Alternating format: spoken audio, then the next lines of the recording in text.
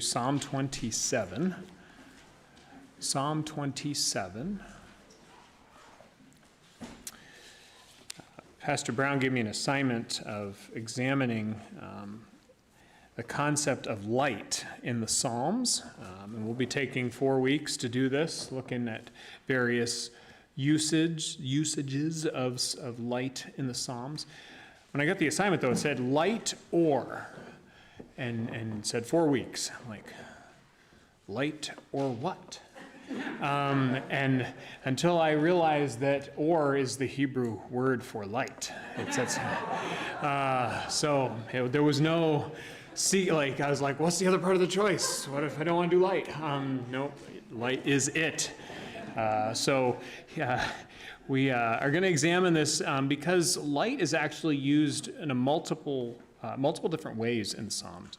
It's not always used to mean kind of the same thing. So 4 different ways, 4 weeks.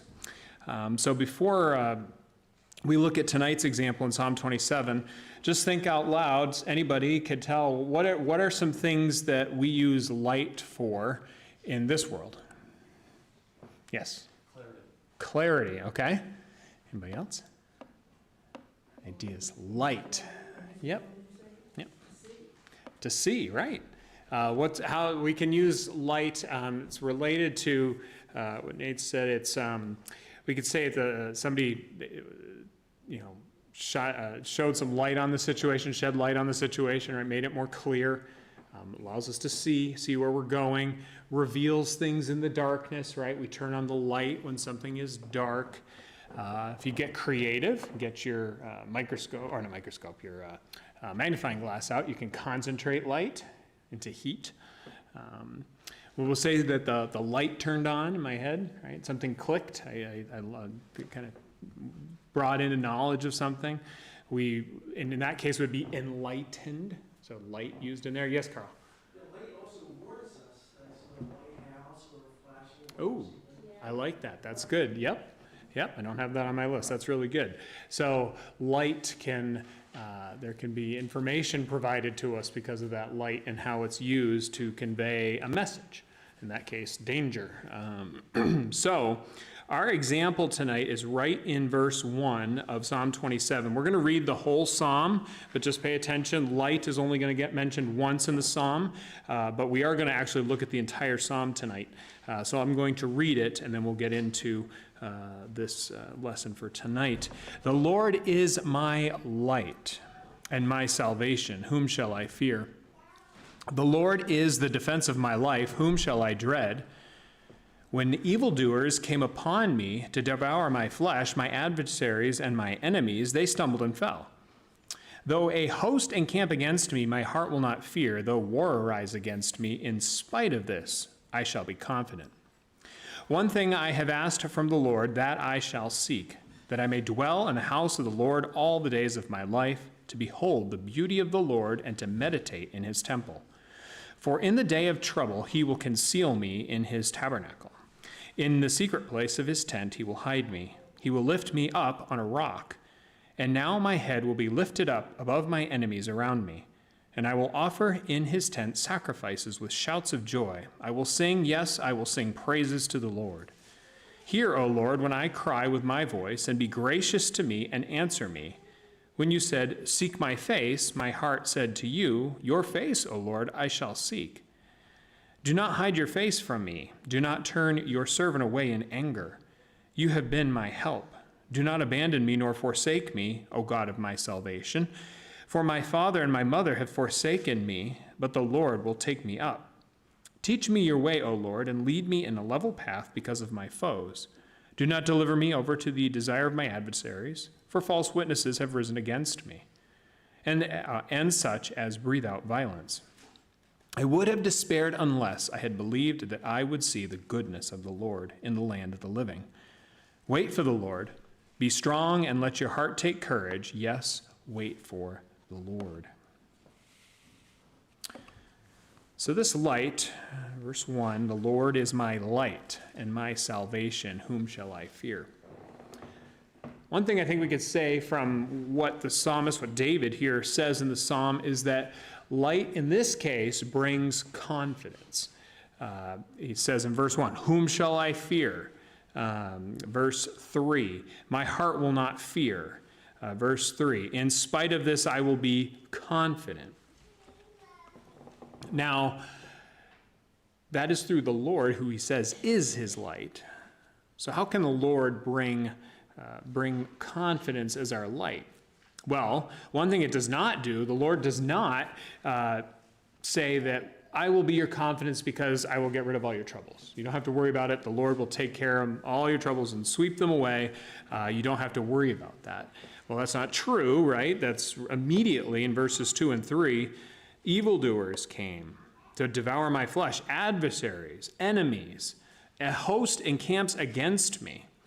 War arise against me. So David faces plenty of trouble, yet he still has confidence because the Lord is his light. The Lord is our light in that he is our guarantee of final deliverance. He's our guarantee of final deliverance. So it makes the temporal things in this world not seem so frightening, right? That you know he will, your ultimate deliverance, your ultimate end, your eternity is secure, and so you can have confidence. So we have an unextinguishable light that we can recall and be strengthened by. A really neat example of this is in Micah. If you want to turn briefly to Micah 7, it's right, Jonah, Micah, Nahum, towards the end of your Old Testament. Micah chapter 7 and verse 8, where we see the term light used again, kind of in this same way. Micah 7:8, do not rejoice over me, O my enemy. Though I fall, I will rise. Though I dwell in darkness, the Lord is a light for me. So this goes even beyond the fact that the writer here has an enemy. They actually fell, right? Though I fall, I will rise. So we can acknowledge, even when we have a stumble, even when we say trip up in our Christian walk, in our life, say we have a sinful setback, say temptation got the best of us, and we act, or some other struggle or persecution. Though I dwell in darkness, the Lord is a light for me. Though I fall, I will rise. There is ultimate salvation, and we know that because we know Christ. So there is confidence that can come out of our spiritual condition. So in our illustration, you might think as a child, right, when you had a dark room and big house that you were a little unsure of going in.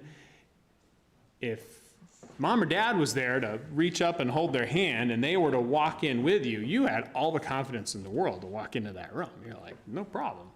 Dad's going to take care of it. Mom's going to take care of it. You had the confidence to step into the room, of course, holding hand. You wouldn't let go, then the confidence might break or it might falter. But he gave you, your mom or your dad gave you the confidence to try things that you otherwise might not have done by yourself. And I think that's the same that we're going to see in the Christian life. Why it's one of the main reasons why we can say that the New Testament writers are believable. They gave their lives for what they were writing. You don't tend to give your life for something that really isn't that big a deal to you, that doesn't give you any confidence. If you had no confidence that you were going to be secure in the end, that you had an eternal future secured, that's going to undermine your confidence to do challenging things. David recognizes, related to the light, what the Lord is actually going to do for him. So down in verse 5, he will conceal me in the day of trouble. So he's going to hide him. Verse 5, continuing, in the secret place of his tent, he will hide me. He will lift me up on a rock. Verse 6, my head will be lifted up above mine enemies. So there's a recognition on the part of David here that God's going to look out for him. He will have a protection. And so, so far, the confidence that David has is because of he can kind of think about his status with the Lord. Right? I'm loved of the God. I know my condition with him. My future's secure. But what else can I do, right? Is there anything I should be doing, or should I just sit back and say, well, I can be confident. I've got the Lord, and not act? Well, no. Kind of a subtitle for tonight's message would be active resting in God. We need to do things. And so after we see this confidence in verses 1 through 3, we see some specific actions that David takes to kind of act in confidence, to display the confidence, and to build confidence. So let's look in verses 4 through 6. One thing I have asked from the Lord, that I shall seek, that I may dwell in the house of the Lord all the days of my life, to behold the beauty of the Lord and to meditate in his temple. So he says, I shall seek that I may dwell. So he's actively seeking. It's not going to happen to him. He needs to seek the Lord. And that will allow him to dwell in the house of the Lord. He's going to seek him that he may dwell. And so why do you want to dwell there? What is he going to do in the house of the Lord? To behold the beauty of the Lord and to meditate in his temple. So there's beholding beauty. So what are ways that we can kind of build our confidence? Certainly we can have confidence in that we know the Lord, where our condition's secure, we're saved. But one of the things that are going to build our confidence in the Christian life here is beholding the beauty of the Lord, seeing how good he is, right? That is such a faith-building, strengthening thing to do, is to just meditate, as Dave is doing here. I can behold and meditate on the beauty of the Lord.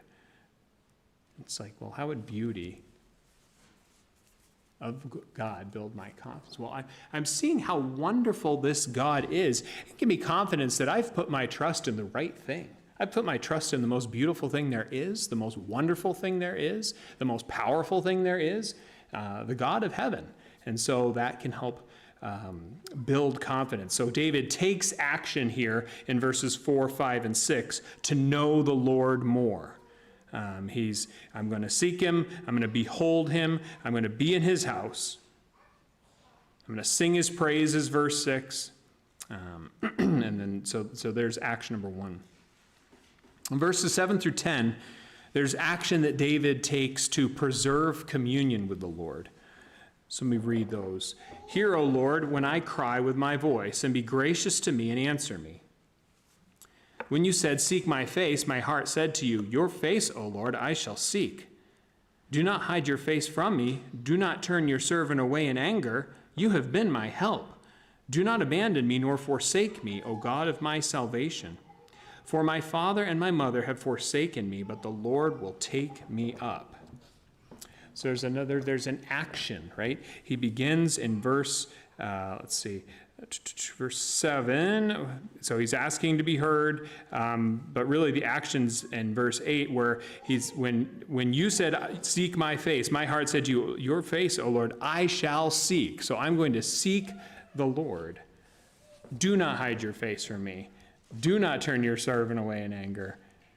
Do not abandon me. These are all cries to the Lord that I don't want that fellowship with you, that communion with you, God, to be broken.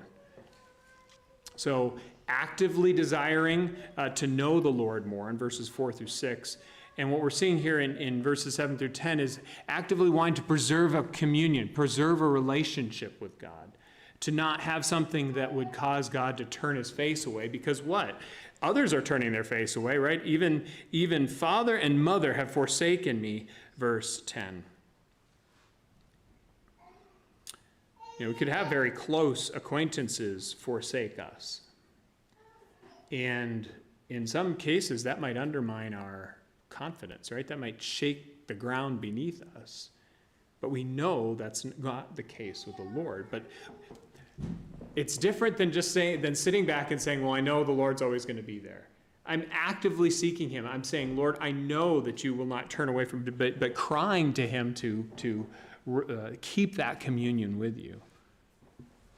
It's a cry, O God of my salvation, in verse 9. The Lord will take me up, in verse 10. So there's an action to know the Lord more, to behold his beauty, to meditate upon him, to think about his attributes. And then there's action to preserve the communion. There is a relationship that you're trying to maintain. That's really throughout your day. And if we continue forward, verse 11 down to verse 13, we're going to see a different aspect. Let me read them. Teach me your way, O Lord, and lead me in a level path because of my foes. Do not deliver me over to the desire of my adversaries, for false witnesses have risen against me, and such as breathe out violence.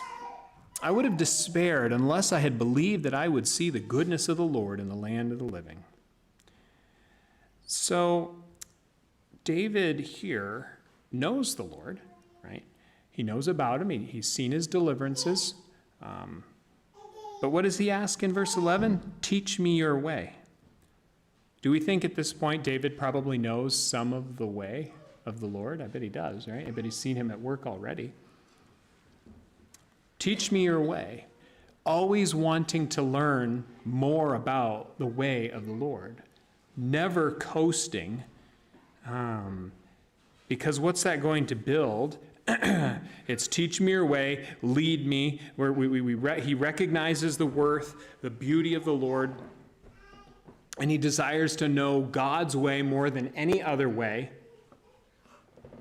But what does that give? What does that give him? Verse 13 shows us, I would have despaired unless I had believed I would see the goodness of the Lord. That's a beautiful verse. I would have despaired unless I had believed that I would see the goodness of the Lord. A lot of opportunity, or a lot of times in this world where without someone knowing the beauty, majesty, and wonder of the Lord, and something does undermine them, they do despair. There's no other beauty for them to behold at that time. We do have it pretty easy in America, right? Where in general, the negatives that we face as Christians are not yet at this point too severe. But you can imagine a situation where you really don't have anyone in this world to turn to in some missionary context, maybe a tough family context. I would have despaired unless I had believed I would see the goodness of the Lord. And we know we're going to see the goodness of the Lord. Right? We know we're going to see the goodness of the Lord. And that's what we're meditating on. We're meditating on his beauty. What am I going to get to behold when we shall see him face to face? What is it that we're going to behold? It's not that it's something amazing, right? We're not expecting something regular and normal. We're expecting something spectacular that we can't even fully imagine in this life. I would have despaired unless I had believed I would see the goodness of the Lord. So he's continuing to learn, and that builds his trust. David has his trust, his confidence built as he continues, and he desires to learn. Teach me your way, lead me in a level path. Because I still, verse 12, verse 13, there's still things that are working against him. So he still needs that, always, and we do, every day. Verse 14 closes the psalm. Wait for the Lord, be strong and let your heart take courage. Yes, wait for the Lord. So it gets back to where we began with light. That there's a confidence that this light of the Lord gives. We're going to see different ways. Light is not used always as confidence. And so one way we can think of this light, the first way, the first use is light brings confidence. Because of that, there's a few takeaways from the psalm overall and light in particular in this psalm. The first takeaway is that be confident, right? We have that light. If you have placed your faith and trust in Jesus Christ as your Savior, you have that light. I mean, we know this study could continue, right? And we did it. We've done light in the New Testament, light in the words of Christ, and we know this theme in Scripture continues. But we can have confidence. Why? Because the omnipotent, omnipresent, omniscient, immutable God is holding our hand, is with us. We are in his light. So be confident, number one. Number two, seek the face of the Lord. Seek the face of the Lord. Learn of him. Pray to him. That's what we're seeing. This would be a prayer. These cries to God that is his prayer life. He is crying to God to not let him stumble, to not be taken by his enemies, but also to know him more, to show him the right path, to teach him. So we need to actively seek the Lord. As he said that when you said, seek my face, because that's what God's asked us to do, right? He's asked us to seek him. So we should seek him. And so David says, I shall seek. And so he will. And so we need to do the same. Learn of him, pray to him. Don't be stagnant. Pursue God. Desire him. Go for him. Like just all in for him. So seek his face. I think that even gets back to him wanting to know about beholding his beauty. Seek his face. How do you seek the face of God? You want to know more about him. And this is how we're going to know more about him each day. But not just this. When we act in faith day by day and we see him work, then we're seeing him face to face. And then third, so be confident, seek the face of the Lord, and finally, trust in him. We need to trust in him.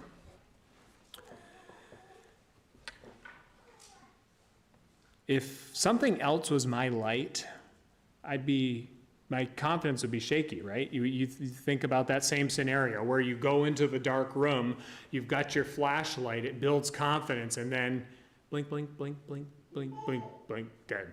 Now your flashlight's out, you're in the middle of the room, and suddenly confidence is fleeing the scene. You are, you need to have the light that's not going to stop, that's not going to let you down. The light that lights the temple in heaven, that will be our eternal light, is Jesus Christ. It will not go out. And so we can have a trust in him. The more we know him, his beauty, his goodness, we can trust that he will be our deliverer. So we've talked about a just very simple theme, light. Forgot to mention, it is actually used 19 times in the Psalms, and then numerous other times beyond the Psalms. But just remember, one way in your Christian walk that you can make use of light is to think about the confidence it gives you because you know the light of God. Do you have a question? Yes, sir. The other thing I was considering, going back to another definition of light, could be a direction. For Yeah. instance, following the star.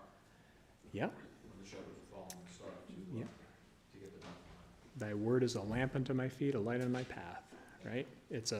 So we will see, and so we're going to move forward and see 3 other psalms that will have light in them, but the application will be different in all of them. And so it's like a multifaceted light that we'll see all aspects of. So active resting in God. He is our light. Let's